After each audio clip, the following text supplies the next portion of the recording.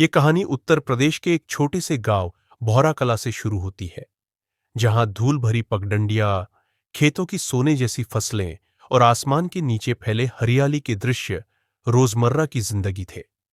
इसी गांव में एक कच्चे मिट्टी के घर में एक बच्चे ने जन्म लिया। उसके जन्म पर न तो मिठाइयां बंटी, न ही उत्सव हुआ। बस एक चिंता थी। बच्चे का नाम रखा गया अर्जुन। उस दिन घर में चटाई तक नहीं थी जिस पर इस मासूम बच्चे को लिटाया जा सके। मां फूलवती ने अपनी गोद ही सहारा बना ली और एक पुरानी साड़ी के टुकड़े ने बिछोने का काम किया। पिता रामदयाल दिन भर दूसरों के खेतों में मेहनत करते, पर उनकी कमाई मुश्किल से 2 वक्त की रोटी जुटा पाती। मां फूलवती गांव के कुछ घरों में चौका बर्तन करती, बदले में कभी थोड़ा आटा, कभी पुराने कपड़े मिल जाते। अर्जुन 4 बहनों का इकलौता भाई था। गरीबी इतनी गहरी थी कि कई रातें परिवार को सिर्फ नमक रोटी खाकर गुजारनी पड़ती। बचपन की सबसे कड़वी याद थी वो रात जब भूखे अर्जुन को मां ने चूल्हे की राख में सेकी हुई शकरकंद खिलाई थी। गांव के जमींदार के खेत से चुपके से लाई गई वह एकमात्र शकरकंद। अर्जुन बचपन से ही सबसे अलग था। जब गांव के दूसरे बच्चे गुल्ली डंडा खेलते या नदी में मछलियां पकड़ने जाते, वह मां के साथ बर्तन धोने पहुंच जाता या पिता के साथ खेतों में बीज बोने चला जाता। उसकी आंखों में हमेशा एक सवाल रहता, क्यों? क्यों हमारे पास दूसरों जैसे कपड़े नहीं? क्यों दिवाली पर नए बर्तन नहीं आते? फिर वह काली रात आई। मानसून ने अपना कहर दिखाया। 3 दिन लगातार बारिश ने गांव को तबाह कर दिया। अर्जुन का कच्चा मिट्टी का घर बारिश की मार न सह सका। अचानक एक भयानक आवाज के साथ घर का एक कोना ढस गया। सोते हुए परिवार पर पानी बरसने लगा। रामदयाल ने तुरंत फूलवती और बच्चों को बाहर खींचा। वे सब खुले आसमान के नीचे खड़े थे, अपनी छोटी सी दुनिया के मलबे को देखते हुए। उस रात पूरा परिवार गांव के पंचायत भवन में शरण लेने को मजबूर हुआ। अर्जुन की नींद उड़ चुकी थी। उसने देखा मां फूलवती एक कोने में बैठी चुपचाप रो रही थी। उनके आंसुओं की चमक ने अर्जुन के दिल को छू लिया। उसने मन ही मन प्रण किया, मां, एक दिन मैं ऐसा घर बनाऊंगा जहां बारिश क्या, सबसे बड़ा तूफान भी दाखिल नहीं हो पाएगा। तुम फिर कभी नहीं रोगी, ये मेरा वादा है। फिर ऐसे ही समय बीतता चला गया। स्कूल जाने की उम्र आई तो नई चुनौतियां सामने आई। गांव में सरकारी स्कूल था, पर किताबें, कॉपियां और पेंसिल खरीदने के लिए पैसे कहाँ थे? अर्जुन हार मानने वाला नहीं था। वह गांव के कबाड़ी के यहां जाता, पुराने अखबारों के पन्ने और बिखरे कागज इकट्ठा कर लाता। उन्हीं पुराने पन्नों की खाली जगहों पर वह अक्षर लिखता, गिनती सीखता। उसकी लगन देखकर स्कूल के शर्मा सर ने उसकी फीस माफ करवा दी और मिड डे मील में से कभी कभार एक रोटी ज्यादा दे देते। स्कूल का सफर भी यातना भरा था। 4 किलोमीटर का रास्ता रोज पैदल तय करना पड़ता। गर्मियों में जलती रेत पर नंगे पैर चलते हुए स्कूल जाते हुए पैरों में छाले पड़ जाना आम बात थी।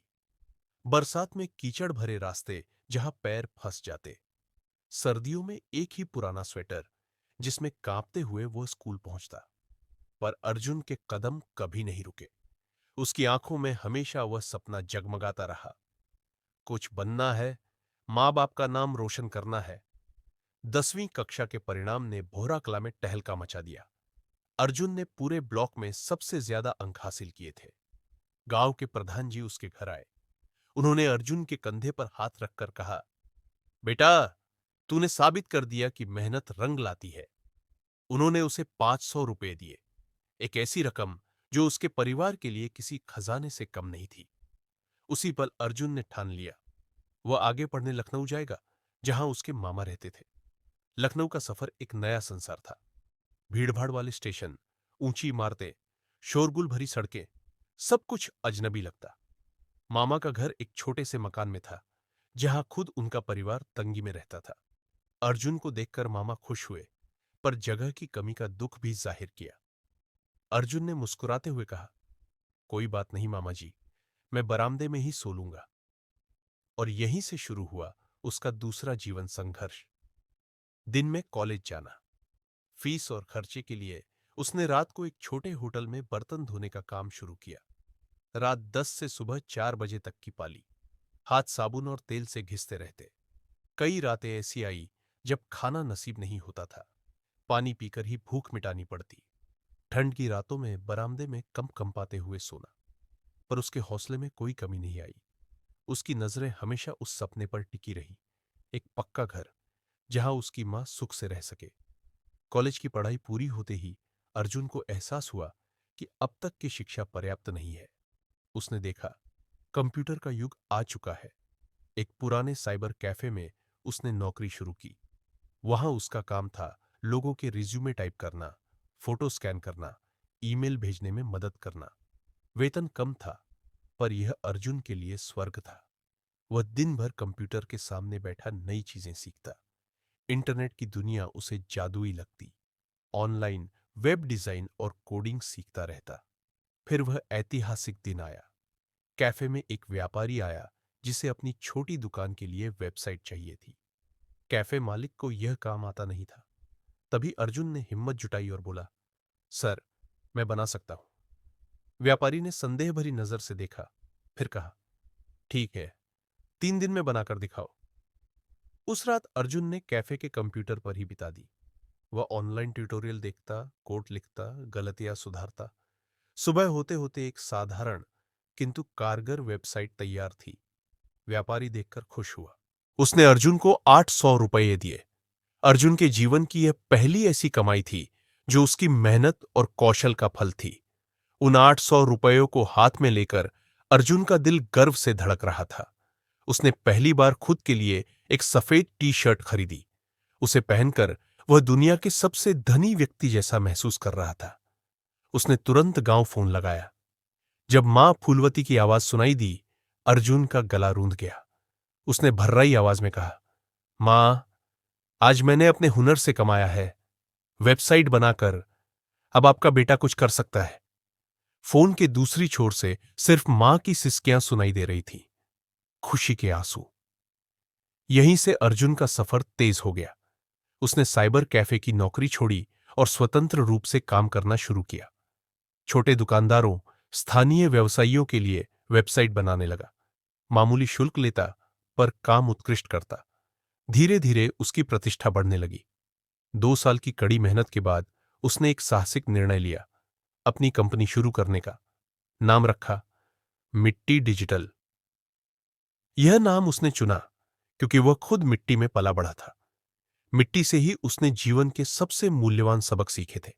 वह चाहता था उसकी कंपनी भी मिट्टी की तरह सादगी, मजबूती और उर्वरता का प्रतीक बने। पर शुरुआत कठिन थी। किराए के एक छोटे कमरे में काम शुरू किया। कई लोग उसकी क्षमताओं पर संदेह करते, कहते, गांव से आया युवक कंपनी चलाएगा? कंप्यूटर चलाना और व्यवसाय चलाना अलग बातें हैं।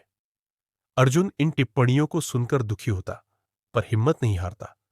धन की कमी सबसे बड़ी बाधा थी। एक दिन मां फूलवती का फोन आया। उन्होंने कहा, बेटा, कुछ पैसे भेज रही हूं। अगले दिन बैंक खाते में 25,000 रुपये आए। बाद में पता चला मां ने अपनी शादी की वह पुरानी चांदी की चूड़ियां बेच दी थीं, जो उनके लिए अमूल्य थी। यह पैसा अर्जुन के लिए जीवनदायिनी बन गया। उसने अपना पहला छोटा ऑफिस किराए पर लिया। मिट्टी डिजिटल ने कोलिकोसई संडिडिए निब डिजिटल ने औपचारिक रूप से काम शुरू कर दिया। संघर्ष का निर्णायक मोड़ तब आया जब लखनऊ के एक प्रतिष्ठित रियल एस्टेट व्यवसायी के सहायक उसके ऑफिस पहुंचे। उन्हें एक नई आवासीय परियोजना के लिए वेबसाइट और सोशल मीडिया प्रचार चाहिए था। बड़ी कंपनियों ने भारी भरकम प्रस्ताव दिए थे। अर्जुन के पास न तो बड़ी टीम थी, न ही भव्य प्रस्तुति। पर उसने जो योजना बनाई वह ग्राहक के व्यवसाय की गहरी समझ पर आधारित थी। व्यवसायी महेश अग्रवाल जी स्वयं मिलने आए।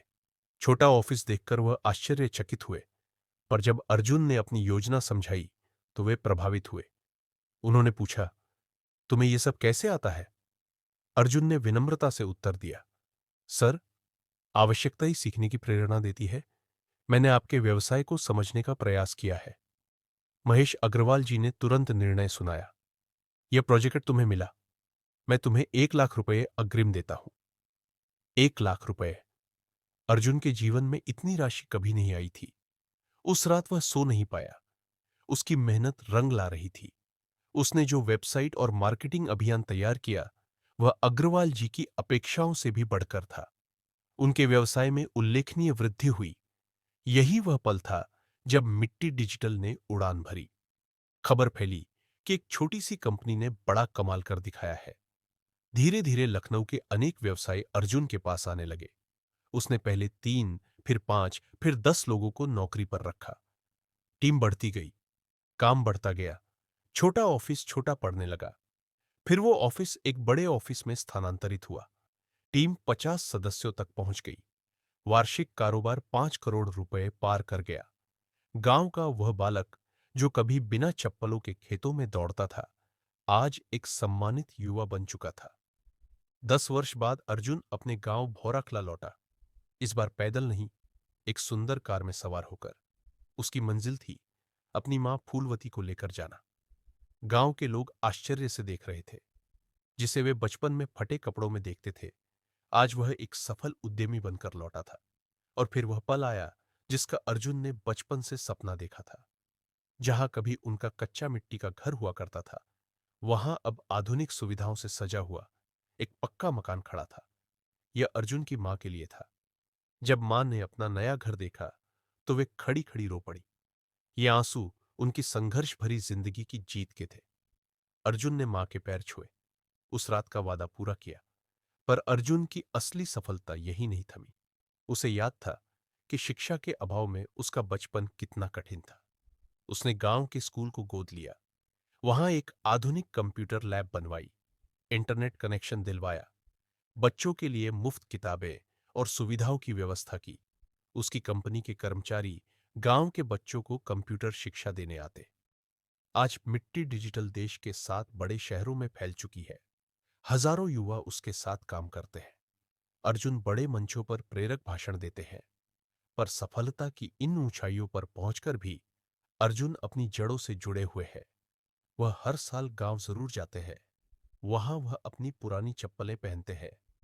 मां के हाथ का बना सादा भोजन, दाल चावल या सरसों का साग, उन्हें दुनिया के किसी भी व्यंजन से अधिक स्वादिष्ट लगता है।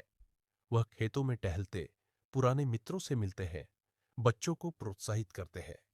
इस सफलता ने उन्हें घमंडी नहीं, बल्कि और अधिक विनम्र बना दिया। अर्जुन ने साबित कर दिखाया कि परिश्रम, लगन, आत्मविश्वास और सपनों के प्रति समर्पण, ये वे शस्त्र हैं जो भाग्य के सबसे दुर्गम क्षेत्रों को भी ध्वस्त कर सकते हैं।